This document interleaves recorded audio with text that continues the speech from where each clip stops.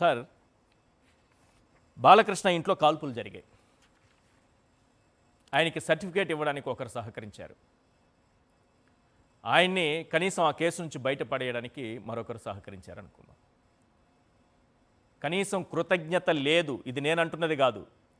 కాకర్ల సుబ్బారావు గారు, డాక్టర్ కాకర్ల సుబ్బారావు గారు నిమ్స్ డైరెక్టర్గా పనిచేసినటువంటిది, ఆయనకి సర్టిఫికేట్ ఇప్పించినటువంటి వ్యక్తి.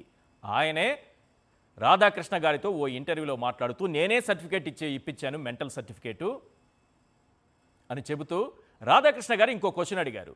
పోనీ ఆ కట్టసి ఏమన్నా ఉందా అని. మనం ఆ పదాన్ని తెలుగులోకి తర్జుమా చేసుకుంటాము, అందరికీ అర్థమయ్యే భాషలో మాట్లాడదాం.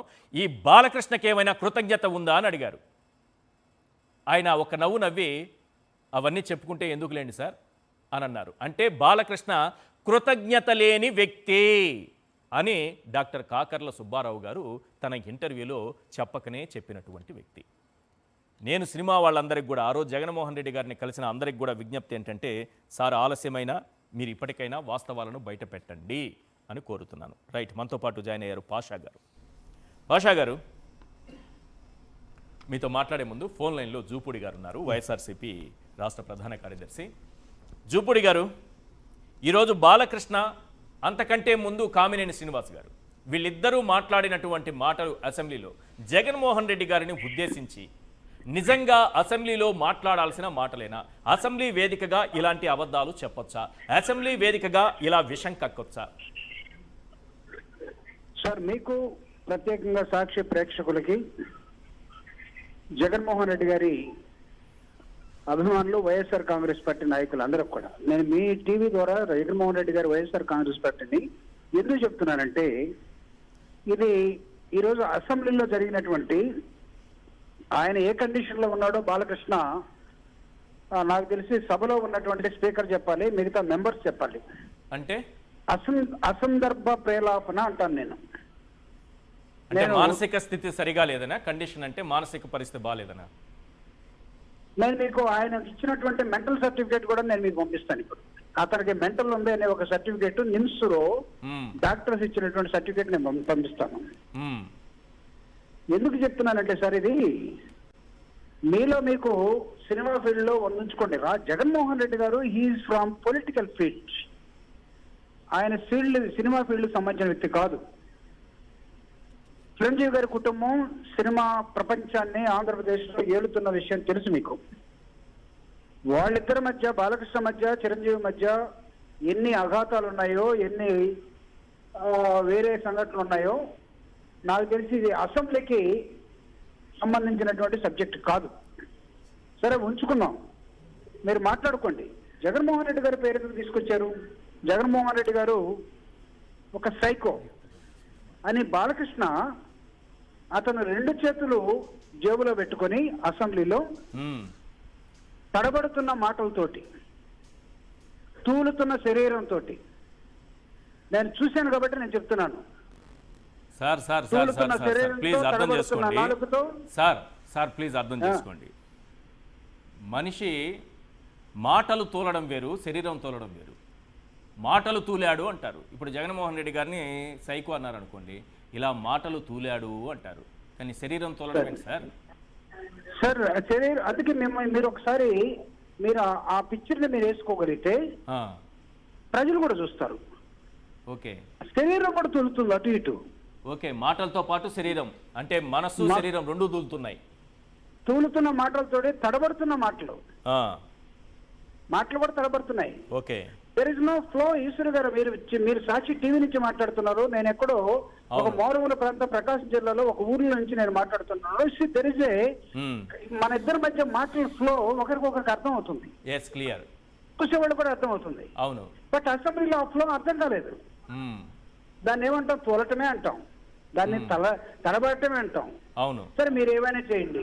నేనేం అసెంబ్లీలో అట్లా ఎందుకు జరుగుతుందో వేరే టెస్టులు పెట్టుకోండి అని నేను చెప్పదలుచుకోలేదు. నేను ఆ లోతుల్లో కూడా పోదలుచుకోలేదు. జగన్మోహన్ రెడ్డి గారిని మీరు అనవసరంగా దేనికైతే మాట్లాడారో, సభలో ఉన్నటువంటి స్పీకర్ చైర్ లో ఉన్నటువంటి రఘురామకృష్ణరాజు, ఆ చైర్ లో ఎవరు కూర్చున్నా ఒళ్ళంతా కళ్ళు చేసుకొని ఉండాల్సినటువంటి బాధ్యత స్పీకర్కి ఉంటుంది. ఎందుకంటే ఏ మెంబర్ ఏ టైంలో ఎలా మాట్లాడతాడో ఆయనకి కౌంటర్ గా ఇంకొక మెంబర్ పర్మిషన్ ఉన్నా లేకపోయినా ఎలా లేస్తాడో, ఏది రికార్డులో ఉండాలో ఏది రికార్డులో లేదో స్పీకర్ ఒళ్ళంతా కళ్ళు చేసుకొని సభ నడపాల్సిన బాధ్యత ఉంటుంది. సుందరగా నవ్వుతూ కూర్చున్నాడు రఘురామకృష్ణరాజు గారు. నేను అడుగుతూ ఉన్నది రికార్డుల నుంచి తప్పించాల్సిన బాధ్యత అవసరం నా ఉంటుందని. పాయింట్ కూడా అదే, నా పాయింట్ కూడా ఎస్ సార్. మ్మ్. కానీ ఆయన మీకు ప్రజలకు అనుభవం మైండ్ కదా లేదు సార్, అక్కడ. మీకు అనుభవం కదా, సభ అంటే Yes, నేను అనుభవం ఉంది కదా 8 మీకు. years I was there in ఇలాంటి council, sir. మాటల్ని స్పీకర్ ఎలా అలో చేస్తారు, వీటిని రికార్డ్స్ నుంచి తొలగించాల్సిన అవసరం ఉందా లేదా, ఆ పదాలనే కాదు మొత్తం కూడా అబద్ధాలు కావడం. ఇప్పుడు చిరంజీవి గారు రాసినటువంటి పత్రికా ప్రకటన ద్వారా ఈ మొత్తం వ్యవహారం అంతా వీళ్ళు మాట్లాడినంత అబద్ధం అయిపోయింది. అంతే కదా. ఇప్పుడు పక్కన కామినేని శ్రీనివాసరావు గారు ఏం మాట్లాడారు, ఇప్పుడు ఈయనేం మాట్లాడాడు, ఇవన్నీ కూడా జగన్మోహన్ రెడ్డి గారికి సభలో లేని వ్యక్తికి ఏం సంబంధం? మీరు in what way is connected to your cinema field? Jaganmohan Reddy గారు ముఖ్యమంత్రిగా ఉన్నప్పుడు చిరంజీవి గారిని పిలిచి ఆహ్వానం మేరకు కుటుంబం, ఆయనకు జగన్మోహన్ రెడ్డి గారి కుటుంబం మొత్తం దగ్గరుండి రిసీవ్ చేసుకొని మ్మ్. భోజనం పెట్టి సత్కరించి మళ్ళా తిరిగి వెళ్ళేటప్పుడు కారు దాకా వెళ్ళి మ్మ్. వచ్చినటువంటి ఆ వ్యక్తిని నువ్వు సైకో అంటావా? నాకు అగౌరవం జరిగిందని చిరంజీవి గారు ఎప్పుడైనా చెప్పాడు అసలు? మ్మ్. లేదే. చిరంజీవి గారిని అద్భుతంగా రిసీవ్ చేసుకున్న జగన్మోహన్ రెడ్డి గారిని వచ్చే ఆ రోజు పేపర్లో, ఆ రోజు టీవీలో. మ్మ్. చిరంజీవి గారు పెద్ద నటుడండి, సినిమా ఫీల్డ్లో ఒక దిగ్గజంగా ఉన్నాడు ఆయన తమ్ముడు ఈరోజు చంద్రబాబు నాయుడు గారి దగ్గర ఉండొచ్చు, చంద్రబాబు నాయుడు గారికి రాజకీయంగా ఆయన ఉపయోగపడి ఉండొచ్చు. నువ్వు 3 సార్లు గెలిచినా 4 సార్లు గెలిచినా నీ ఉపయోగం లేదని అతను భావించుండొచ్చు. నీకు మంత్రి పదవి ఇవ్వకుండా ఉండుండొచ్చు. నీకు మంత్రి పదవి ఇవ్వకపోవడానికి చిరంజీవి కారణం ఎలా అవుతాడో, లేకపోతే పవన్ కళ్యాణ్ కారణం అవుతాడో మీ భావన అడుక్కో. వీళ్ళు జగన్మోహన్ రెడ్డి గారిని ఎందుకు తోలనాడతారు? ఇక్కడ 2 పాయింట్లు చూడాలి సార్. ఒకటి, జగన్మోహన్ రెడ్డి గారంటే సైకో అని మాట్లాడడం ఆయన ఒక టార్గెట్ ఎవరికి, బాలకృష్ణకి. రెండోది, చిరంజీవి గారు ఎందుకు టార్గెట్? సార్, సినిమా ఫీల్డ్ లో కాంపిటీషన్ మీకు తెలియదు కాదు. అక్కడ ఉన్నటువంటి ఈరోజు సినిమా ఫీల్డ్ అంతా కూడా చిరంజీవి గారి ఫ్యామిలీ రూల్ చేస్తూ ఉంది ఆంధ్రప్రదేశ్ లో. అవునన్నా కాదన్నా? గతంలో ఎన్టీ రామారావు గారు ఏఎన్ఆర్ ఉన్నప్పుడు, నాగేశ్వరరావు గారు ఉన్నప్పుడు ఆ టైం వేరు, ఆ పరిస్థితులు వేరు. అవును. ఇప్పుడు there is a competition in cinema industry as well as ఒకళ్ళు తగ్గిపోయి ఇంకొకళ్ళు పెరుగుతున్నటువంటి సందర్భం సినీ ఫీల్డ్ లో కనపడతా ఉంది. వాళ్ళకి ఆ ఈర్ష్య, ఆ భావాలు వాళ్ళలో ఉండొచ్చు.